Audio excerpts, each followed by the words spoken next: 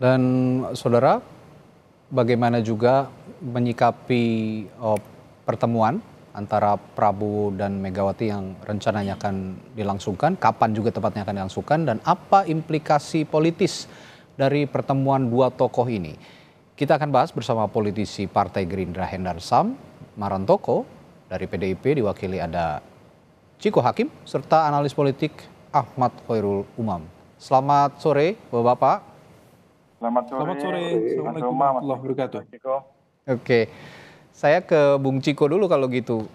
Yang sekarang jadi pertanyaan kan Ibu Mega tadi kalau berita pengantar sempat bilang ya kalau saya sih mau-mau aja, tinggal kapan dan di mananya aja diatur aja gitu loh.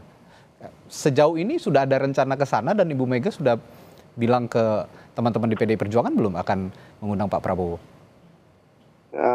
Bu Mega belum menyampaikan secara khusus pada kami, namun rasa-rasanya memang ini adalah suatu hal yang sudah ada yang dalam tanda kutip pihak-pihak yang mengatur dari pihak utusan Bu Mega, Wati Soekarno Putri, Ketua kami, baik juga dari Pak Prabowo, Pak Dhani, lainnya.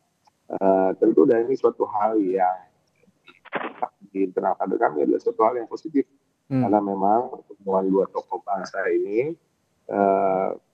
sudah lama dinanti oleh masyarakat dan oleh kader dari kedua belah partai tentunya, karena pada prinsipnya keduanya tidak memiliki permasalahan pribadi atau permasalahan politik di antara keduanya, dan itu pertemuan ini akan sangat bagaimana membuat masyarakat juga positif menghadapi tantangan-tantangan kita ke depan. Kita tahu banyak sekali permasalahan yang terkait dengan ekonomi, terkait dengan di domestik maupun internasional yang sedang terjadi. Kita berharap pertemuan ini bisa menurunkan tensi politik di dalam negeri yang kemudian juga bisa menimbulkan persatuan yang kuat dari tokoh-tokoh tersebut sehingga bisa menyongsong masa depan lebih baik. Ya, Bung Ciko, mohon maaf suara Anda seperti kurang terlalu jelas didengar di studio. Tadi saya sedikit menangkap apa yang Anda sampaikan termasuk soal menurunkan tensi politik. Tapi saya akan beri kesempatan nanti Bung Ciko untuk memperbaiki sambungan komunikasi. Saya ke Pak Hendarsam dulu ya sebentar. Pak Hendarsam, sudah ada informasi kapan dan di mana pertemuannya? Yang kalau masalah tempat belum ada informasi. Kalau masalah kapannya kita berharap semoga saja di bulan ini, di bulan Januari ini sudah sudah ada kejelasan tentang waktunya ya. Tapi untuk tanggal dan lain sebagainya kita belum bisa memastikan hal tersebut.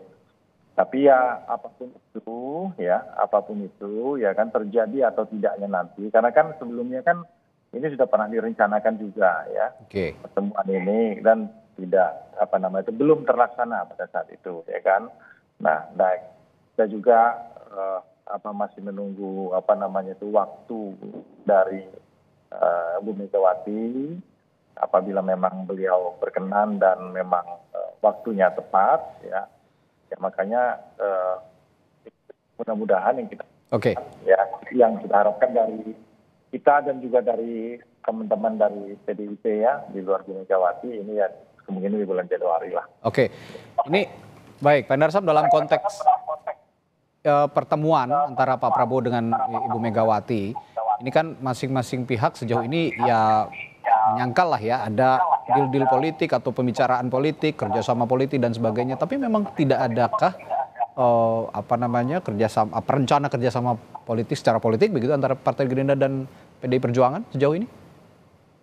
Sejauh ini nggak ada ya, nggak ada pembicaraan ke arah situ sama sekali. Jadi pemerintahan Pak Prabowo ke depannya ini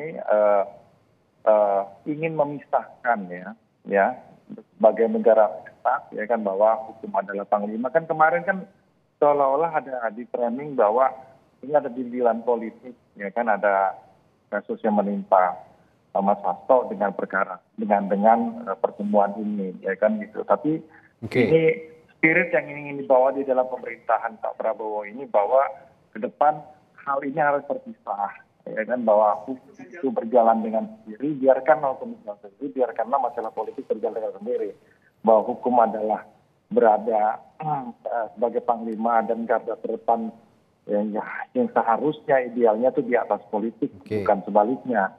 Nah, praktek-praktek inilah ya yang ingin kita jalankan. Jadi nggak ada kaitan sama sekali. Oke. Tapi bisa kita buktikan lah itu. Ya, saya ke Bung Ciko lagi. Oke, baik, Pak Endarsam. Saya Bung Ciko lagi. Bung Ciko, kalau sekarang saya ingin menanyakan sekaligus juga mengklarifikasi ataupun juga ya mengcounter isu-isu yang beredar di luas di publik begitu ya. Kalau memang PDI Perjuangan sekarang ingin berkomunikasi dengan Presiden Prabowo untuk ya salah satunya untuk membersihkan nama PDIP yang belakangan kayaknya banyak dihantam oleh badai, salah satunya kasus hukum yang menimpa sekjen partai Anda, Pak Hasto Kristianto. Untuk mengklarifikasi soal ini, apa penjelasan Anda kepada publik bahwa pertemuan Prabowo dengan Megawati nantinya bersih dari hal-hal tersebut, dari deal-deal tersebut? Sama sekali bersih ya. Saya rasa juga saya harus koreksi apa yang disampaikan Lali tadi, gitu. Membersihkan nama dalam tanda kutip. Saya rasa nggak ada yang perlu dibersihkan dari nama PDI Perjuangan. Justru kami sangat dikenal di akhir-akhir ini, bahkan apalagi terkait dengan kemarin putusan MK yang kemudian membolehkan partai-partai yang dengan threshold lebih rendah bisa mencalonkan diri, dan justru PDI Perjuangan masuk dalam kategori partai yang dianggap masyarakat sebagai partai yang masih memperjuangkan demokrasi, dan itu yang paling penting bagi kami terkait dengan kasus hukum yang menimpa Pak Hasto. Saya rasa kita bisa bandingkan dengan kasus-kasus hukum yang menggantung yang menimpa para tokoh partai politik lain, dan saya rasa kita nggak perlu masuk ke ranah itu. Tapi pada prinsipnya pertemuan antara Ibu dan Pak Prabowo ini lebih ke arah kepentingan bangsa. Kita merasa bahwa memang tantangan bangsa Indonesia, negara kita ini ke depan cukup berat terkait dengan permasalahan tadi ekonomi, utang luar negeri yang begitu tinggi, rupiah terhadap dolar yang begitu rendah, dan ini hanya bisa perlahan diperbaiki apabila ada stabilitas dalam bidang politik. Nah, kita tahu PDI Perjuangan walaupun anggap berada di luar pemerintahan dan dengan jumlah sekian persen, namun tidak bisa dipungkiri bahwa pengaruh dari partai kami ini cukup besar di Republik ini, sehingga simbol dari persatuan antara Pak Prabowo dan Bu Megawati sangat dibutuhkan untuk bisa kemudian mengangkat bangsa kita untuk kembali punya harapan bahwa ada persatuan di antara elit-elit politik yang penting di negeri ini, sehingga kita menyongsong masa depan. Baik, Bung Ciko, simbol persatuan dan kesatuan ini menjadi tanda pertemuan Megawati dan Prabowo nanti jika terwujud. Apakah Anda juga melihat hal seperti itu, Bung Umam, Mas Umam?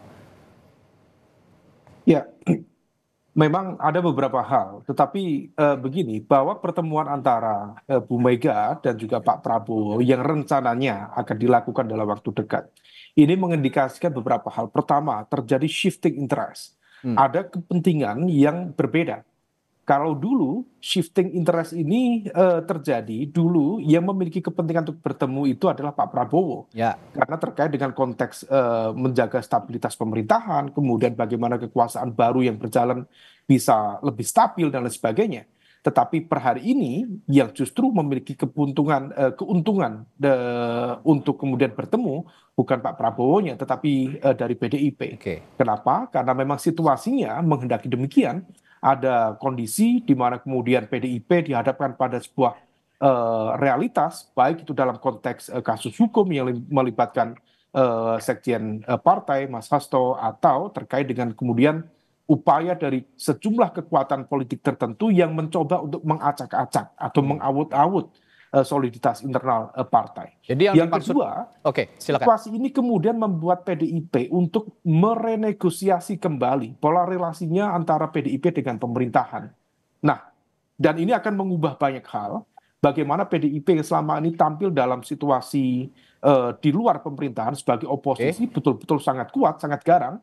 Tetapi dengan ada renegosiasi ini, saya khawatir akan terjadi sebuah pola relasi di mana kemudian akan muncul sebuah tren baru, yaitu oposisi setengah hati. Dan yang selanjutnya tentu ini akan menjadi sebuah tantangan tersendiri bagi netralitas, independensi, dan juga profesionalitas dari lembaga penegak hukum, dalam konteks ini KPK, untuk menjalankan fungsinya tanpa kemudian terintervensi oleh manuver-manuver, oleh berbagai kesempatan yang kemudian ditentukan oleh kekuatan-kekuatan elit politik yang ada di negeri ini. Saya meminjam kalimatnya Mas Umam, negosiasi relasi. Ini menarik karena beberapa elit partai, elit PDI Perjuangan juga menyebut bahwa Prabowo Subianto sebagai Ketua Umum Partai Gerindra maupun juga sebagai Presiden adalah mitra strategis. Sejauh ini konkretnya seperti apa, Bung Ciko, mitra strategis PDI Perjuangan dengan Gerindra ini? Ya, yang pasti yang paling utama adalah mitra strategis untuk membangun bangsa kita, untuk membangun negara kita, untuk mengangkat perekonomian kita yang kita anggap sedang terpuruk ini, untuk sama-sama kemudian keluar dari permasalahan-permasalahan ekonomi yang disebabkan oleh ketidakstabilan ekonomi dunia, misalnya terkait dengan juga situasi geopolitik dan lain-lain. Kita menganggap PDI Perjuangan selalu menganggap dirinya atau partai kami kader-kader kami menganggap partai kami ini selalu memberi peran yang besar dalam pembangunan bangsa dan negara ini, baik berada di dalam maupun di luar pemerintahan. Harapan kita tentu kali ini kita berharap Pak Prabowo bisa mengangkat bangsa kita keluar dari banyak permasalahan atau banyak tantangan ke depan yang harus dihadapi. Dan kita akan lebih kuat apabila PDI Perjuangan bersama-sama dengan Pak Prabowo, dalam artian bukan serta-merta bahwa kita masuk ke dalam kabinet, tetapi lebih sebagai penyeimbang yang juga konstruktif terkait dengan memberikan masukan, memberikan alternatif kebijakan yang kita anggap kurang, dan mendukung kebijakan yang kita anggap sudah cukup. Oke, itu dari kacamata PDI Perjuangan, point of view-nya dari PDI Perjuangan. Saya tanya juga point of view dari Partai Gerindra, Pak Endar Sam. Kalau sejumlah elit PDI Perjuangan mengatakan Gerindra dan juga koalisinya, Koalisi Indonesia Maju adalah mitra strategis, apa makna dari kalimat ini menurut Anda? Ya, sebenarnya kurang lebih sama. Jadi kan begini, bahwa negara kita menganut sistem presidensial sebenarnya, jadi tidak ada koalisi, tidak ada oposisi sebenarnya. Jadi memang setiap ada dialektika tentang suatu program, ya, maka tentunya seharusnya di situ ada yang setuju, ada yang tidak setuju, ya kan? Jadi tidak semua partai koalisi, ya kan, fitrahnya harus sepakat dengan apa yang yang dijalankan oleh program-program dijalankan oleh pemerintah. Dan begitu juga sebaliknya, ya kan, yang di luar pemerintahan, ya, apabila memang itu mendekati dengan pola ideologisnya, maka tentunya dia akan sepakat dan terhadap hal tersebut. Dan apabila itu tidak sepakat dengan hal tersebut, dia akan memberikan kritik dan memberikan saran yang konstruktif. Jadi bukan rumusnya itu koalisi itu menjadi seorang yang yes man dan oposisi itu menjadi suatu lembaga yang asal beda. Nah, ini kan seperti itu sebenarnya. Dan idealnya memang seperti itu. Contoh seperti dari saya sendiri pribadi bisa saja mengkritik kabinet yang ada di Pak Prabowo dan beberapa yang saling mengkoreksi dengan caranya masing-masing. Ya kan, tidak harus ke publik juga kan bisa. Kita bisa memberikan masukan kan seperti itu. Jadi hal-hal seperti itu yang kita inginkan supaya benar-benar bangsa ini tidak gaduh ke depannya dan politik bukan hanya sekedar menjadi politainment, ya, politik entertainment saja, ya. Memberikan sesuatu hal yang tidak mendidik, tapi memberikan sesuatu yang benar-benar mendidik bagi masyarakat. Baik, Kalau gitu saya pengen tanya juga ke Mas Umam, dari pembicaraan atau pernyataan dua narasumber kita malam hari ini, Mas Umam dari Partai Gerindra maupun dari PDI Perjuangan, arahnya kemana menurut Anda komunikasinya? Apakah betul arahnya ke kerjasama politik atau koalisi, atau ada analisis lain dari Anda? Ya, dalam konteks ini kepentingan utama, jadi the ultimate interest dari manuver yang dilakukan oleh PDIP adalah menghadirkan political protection, perlindungan secara politik yang per hari ini bisa dikendalikan atau bisa dijalankan oleh presiden sebagai pemegang kekuasaan tertinggi, baik dalam konteks pemerintahan maupun dalam konteks negara dan dalam konteks politik praktis. Oleh karena itu, political protection itu sedang dibutuhkan oleh PDIP untuk memberikan perlindungan dari elemen-elemen yang mencoba untuk memanfaatkan jejaring kekuasaan untuk kemudian dalam bahasanya Bu Mega, mengawut-awut kondisi internal itu. Nah, ini yang kemudian betul-betul kemudian akan berdampak dalam konteks pola relasi tersebut. Tetapi di saat yang sama, tentu ini juga akan memberikan penekanan ya, terutama terkait dengan bagaimana kemudian PDIP ke depan. Saya pribadi tidak begitu yakin PDIP akan menjadi bagian dari kabinet. Tetapi PDIP tentu akan mengoptimalkan positioning PDIP di luar pemerintahan, karena selalu ada captive market di luar pemerintahan, itu akan termaintain. Tetapi yang terpenting adalah bagaimana kemudian soliditas internal PDIP bisa terjaga. Dan kenapa kemudian hal itu dilakukan? Karena apa yang dikhawatirkan Bu Mega itu tampaknya betul-betul penting dan juga signifikan.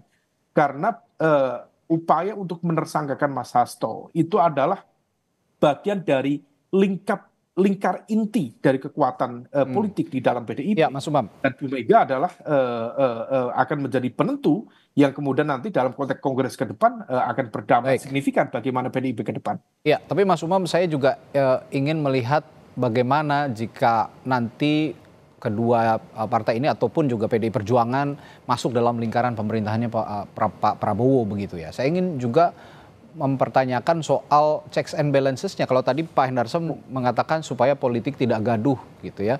Ini ingin menyeragamkan visi politik, pada intinya begitu, supaya tidak gaduh. Nah, kalau begitu checks and balancesnya bagaimana nanti ke depannya? Diakui atau tidak, nanti akan berdampak serius terhadap check and balances. Jadi quality dalam konteks bagaimana mekanisme pengawasan terhadap pemerintah, bagaimana kemudian pengawasan terhadap kebijakan-kebijakan, artinya akan dinegosiasikan berdasarkan pada kalkulasi kepentingan antara PDIP dengan pemerintahan. Tetapi kemudian ketika kemudian itu bisa dilakukan, maka yang kemudian kita baca adalah PDIP mencoba untuk menggunakan kekuasaan yang dipegang oleh Pak Prabowo, pertama untuk menghadirkan perlindungan atau protection secara politik. Yang kedua, kalau misal kemudian terjadi split antara Pak Prabowo dengan lingkup elemen terdekat yang diduga mau melakukan intervensi, mau mengawut-awut internal PDIP, maka kekuasaan yang sudah dirangkul itu akan menjadi alat untuk menggebuk balik kekuatan tersebut. Nah, ini yang kemudian tampaknya PDIP mencoba untuk memainkan peran itu, dan akhirnya Pak Prabowo sendiri juga dihadapkan pada sebuah dilema, di mana Pak Prabowo harus menjaga dua hati yang sangat dekat kepada beliau, tetapi dalam satu pola relasi konfliktual yang satu sama lain saling menghantam dan mengelemahkan. Ya, Mas Umam punya analisis, publik juga punya analisis, tapi dalam drama politik nasi goreng ini aktor utamanya memang adalah Ibu Megawati dan juga Pak Prabowo Subianto. Bagaimana arahnya nanti, dramanya akan berujung kemana, kita akan nantikan bersama. Terima kasih Pak Hendarsam, Bung Ciko, dan Mas Umam telah berbagi perspektifnya malam hari ini di Sapa Indonesia Malam. Sampai ketemu lagi, sehat selalu.